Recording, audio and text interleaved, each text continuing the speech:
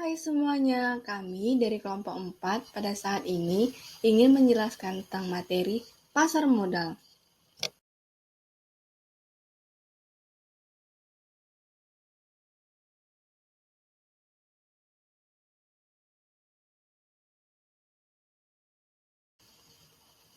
Apa sih itu pasar modal?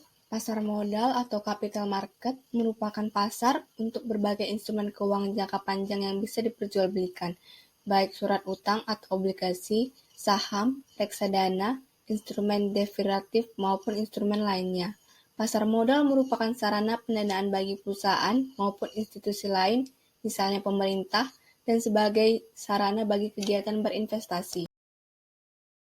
Sejarah pasar modal di Indonesia. Pasar modal atau bursa efek telah hadir sejak zaman kolonial Belanda, tepatnya pada tahun 1912 di Batavia. Pasar modal ketika itu didirikan oleh pemerintah Hindia Belanda untuk kepentingan pemerintah kolonial atau VOC.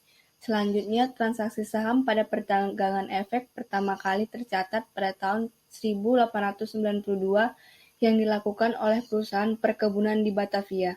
Bursa Efek didirikan untuk kepentingan pemerintah kolonial Belanda sebagai pengusaha perdagangan di Asia.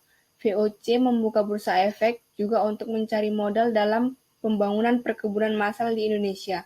Hanya berselang 2 tahun, Bursa Efek terpaksa ditutup pada tahun 1914 karena adanya Perang Dunia Pertama dan Kedua.